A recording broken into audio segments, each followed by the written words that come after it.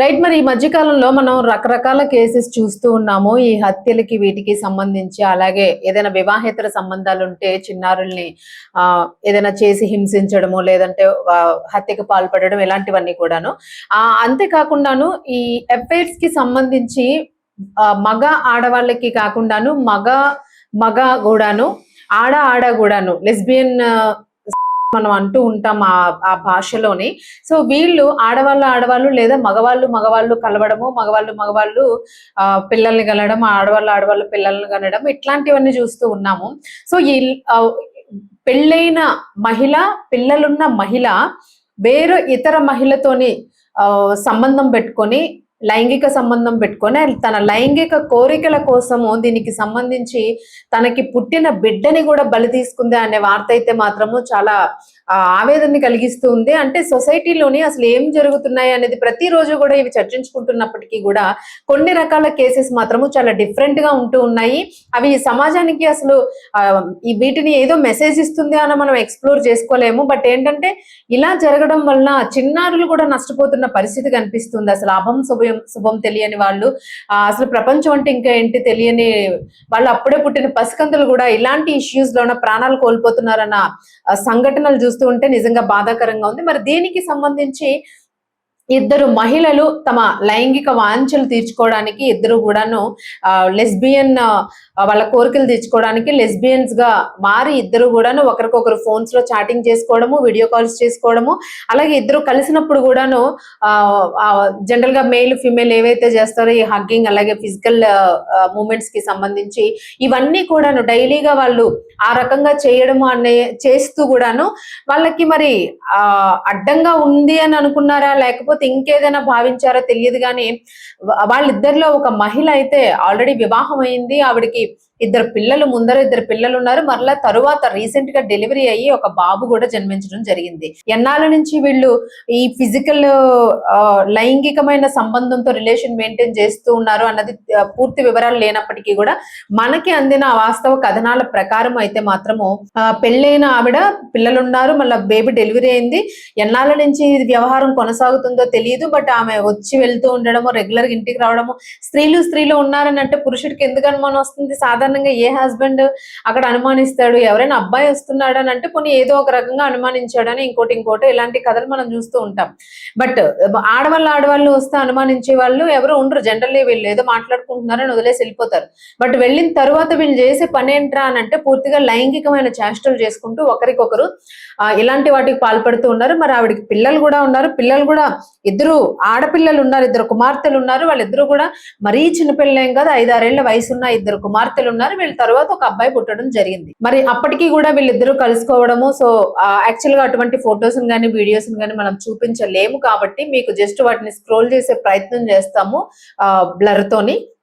So మీకు అందులో తెలుస్తుంది ఇద్దరు మహిళలు కూడా శారీరకంగా దగ్గరగా ఉన్నట్టుగా కూడా కనిపిస్తూ ఉంటారు. అయితే ఇవి చూపించాల్సిన అంశాలు కాదు. బట్ ఇలాంటివి ఏమైనా వస్తే మాత్రం ఖచ్చితంగా సైకలాజికల్ కౌన్సిలింగ్స్ తీసుకోండి అనేది ఇక్కడ మెయిన్ ఉద్దేశం. మనం ప్రతిరోజు కూడా దీని గురించి ఇదే మాట్లాడుకుంటూ ఉన్నాం. సో ముఖ్యంగాను ఏదైతే వీళ్ళు ఈ ఇద్దరు కూడా రిలేషన్ పెట్టుకున్నారో దీనిలోన స్త్రీలిద్దరు కూడాను ఒకరికొకరు ఫిజికల్ రిలేషన్ మెయింటైన్ చేస్తూ ఉన్నారు. మరి ఈ నేపథ్యంలోన చిన్నారి బాలుడైతే మాత్రము మరణించడం జరిగింది. ఎలా మరణించాడు అనేది ఇప్పుడు ఈ కేసులో ఇంకా బయటకు తీసేందుకు అధికారులు దర్యాప్తు చేస్తూ ఉన్నారు. దీనికి సంబంధించి సదరు మహిళలు ఎవరైతే ఉన్నారో వాళ్ళల్లో వివాహం జరిగి ఆ చిన్నారి బాలుడికి తల్లి ఎవరైతే ఉన్నారో ఆవిడికి సంబంధించి వాళ్ళ భర్త, అంటే చనిపోయిన బిడ్డ తాలూకా భర్త పోలీస్ స్టేషన్ లో కేసు ఫైల్ చేయడం జరిగింది. ఇది చెన్నైలో జరిగింది.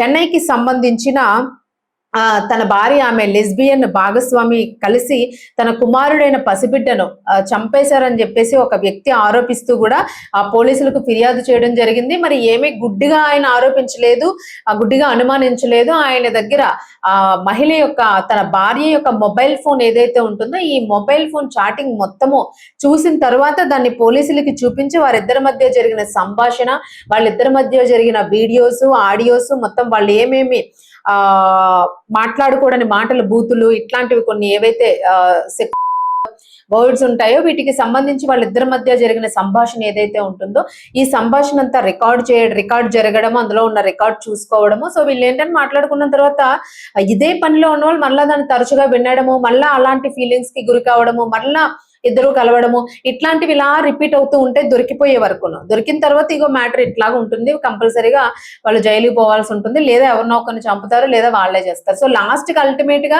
మనుషులు ప్రాణాలు తీసేసుకోవడము, తీయడం దగ్గరికి పోతూ ఉంది. సో ఏదో లేదు అని అనుకుంటే జైలు పాలు అయిపోతున్నారు. సో ఈ కేసులో అయితే అలా ఫోన్ లోని వాళ్ళిద్దరు తాలూకా లేడీస్ ఇద్దరు దగ్గరగా ఉండడము, కిస్ చేసుకుంటున్నట్టుగా హగ్, ఒకరినొకరు అంటే పట్టుకోరాని విధంగా పట్టుకున్నట్లుగా ఉన్న ఫొటోస్ ఏదైతే మగ ఆడ భార్య భర్తలు ఏది చేస్తారో సో అట్లాంటి ఫొటోస్ అన్ని వీళ్ళిద్దరివి ఆ భర్త చూడడము ఫోన్ లోనే, అలాంటి వీడియోస్ అలాగే ఆడియోస్ ఇవన్నీ వినడము, ఇవన్నీ జరిగిన తర్వాత అప్పుడు ఆధారాల ప్రకారం ఆయనకు అర్థమైన విషయం ఏంటి అని అంటే ఆ బాబుకి పాలిస్తూ స్పృహ కోల్పోయాడు, చనిపోయాడు అని చెప్పేసి ఆవిడ చెప్పడం జరిగింది. భార్య, బాబుకి నేను పాలిస్తూ ఉన్నాను, పాలు తాగుతూ స్పృహ కోల్పోయాడు, ఏమైందో తెలియదు అని చెప్పేసి హాస్పిటల్ తీసుకెళ్లేటప్పటికి ఆ బాబు మరణించడం జరిగింది. ఆ తర్వాత అనుకోకుండా ఫోన్లో ఇవి చూడడము, భర్తకు అనుమానం రావడము, మొత్తం తీసి చూస్తే మొత్తం వీళ్ళ గుట్టుగా వీళ్ళు చేస్తున్న చెత్త పని చరిత్ర అంతా కూడా బయటపడింది.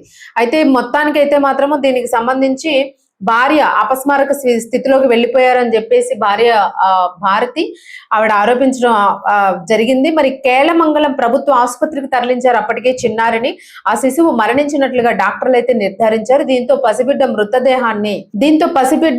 మృతదేహాన్ని ఖననం చేయడం జరిగింది. మరోవైపు తన కుమారుడిని భార్య హత్య చేసినట్లుగా సురేష్ అనుమానిస్తూ ఆమె మొబైల్ ఫోన్ ని పరిశీలించాడు. దీంతో భారతి అలాగే సుమిత్ర అనే మహిళ ఎవరైతే ఉన్నారో ఇంకొక మహిళ, వాళ్ళిద్దరి మధ్య ఉన్న అసహజ లైంగిక సంబంధం గురించి పూర్తిగా బయటపడింది. మొత్తానికి ఆ భర్తకైతే మాత్రము చాలా గట్టి షాక్ తగిలింది దీనివల్ల. ఎందుకంటే ఎవరైనా అంతే, భార్య ఇలాంటి పని చేస్తుంది, స్త్రీతో స్త్రీ ఉందంటే వినడానికి చాలా చండాలంగా ఉంటుంది.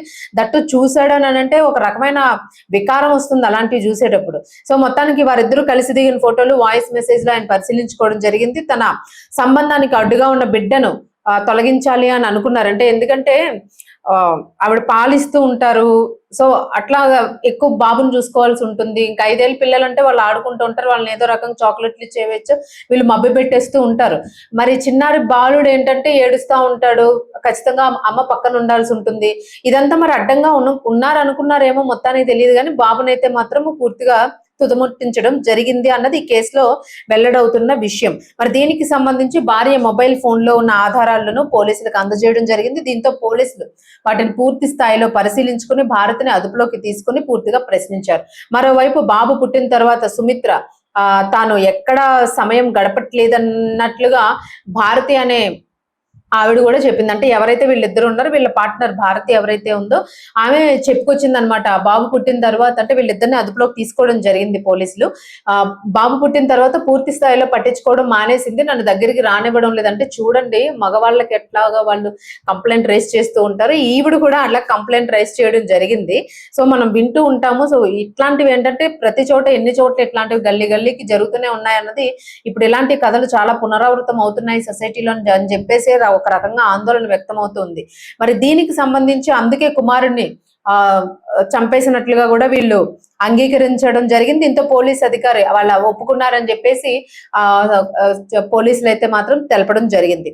మరి దీనికి సంబంధించి వీళ్ళిద్దరి మధ్య కూడా అసహజ లైంగిక సంబంధం ఉంది. మరి ఈ నేపథ్యంలోనే భారతి సుమిత్రను పోలీసులు అయితే మాత్రం అరెస్ట్ చేసి అదుపులోకి తీసుకున్నారు. ఈ సంఘటనపై కేసు నమోదు చేసుకుని మరింత అంటే ఇంకా ఏమేమి ఉన్నాయి, ఎన్నాళ్ళ నుంచి వీళ్ళ భాగోతం కొనసాగుతూ ఉంది అనే విషయంలో మాత్రం అసలు ఏ రకంగా బాబుని అట్లా చేశారు, ఇంకా ఏమైనా ఇలాంటివి చేసే ప్రేరణలో ఉన్నారా వీళ్ళు అని చెప్పేసి పూర్తి స్థాయిలోనే వాళ్ళని అయితే విచారిస్తూ ఉన్నారు. మరి ఏంటంటే మనం ఇందులో తెలుసుకోవాల్సిన నీతి ఏంటి అంటే, ఒకవేళ నిజంగానే లెస్బియన్ సెక్స్ అనేది కొన్నాళ్ళుగా వింటూ వస్తూ ఉన్నాము. ఎప్పుడో చాలా ఒక 30 ఏళ్ల క్రితం, ఎప్పుడో 35 ఏళ్ల క్రితం జంబలెక్కడ పంబలెక్కడ జంబ అనేదో సినిమా వచ్చిందంటే మగవాళ్ళు ఆడవాళ్ళుగా ఆడవాళ్ళు మగవాళ్ళగా మారడము ఒక మూవీ వచ్చింది. బట్ ఇప్పుడు ఏంటనంటే పోనీ ఆడవాళ్ళు మగవాళ్ళుగా మారారు, మగవాళ్ళు ఆడవాళ్ళుగా మారారు, ఇది మనం చూస్తూ ఉన్నాము జెండర్ డిఫెక్ట్. బట్ ఇప్పుడు ఏంటంటే లేడీస్ ఇట్లాంటి లైంగిక దాడులకు పాల్పడము, జెంట్స్ లైంగికంగా కలవడం, వాళ్ళు మళ్ళీ పిల్లలు కనడం, లేదా పిల్లలు అడ్డంగా ఉంటే వాళ్ళని ఇట్లాగా చేయడం అనేది మాత్రం బాధాకరమైన విషయం. ఒకవేళ ఎవరికైనా కూడా అలాంటి ఫీలింగ్స్ వస్తుంటే మన చుట్టూ తిరుగుతున్న సామాన్య జనంలో కూడాను కొంతమంది మధ్య అంటే మిడిల్ ఏజ్ లో కూడా ఇలాంటి చేంజెస్ వస్తూ ఉంటాయని నిపుణులు చెప్తూ ఉన్నారు. ఒకవేళ అలాంటి చేంజెస్ ఏమైనా వస్తే మీరు మానసిక వైద్యుల దగ్గరికి వెళ్ళండి.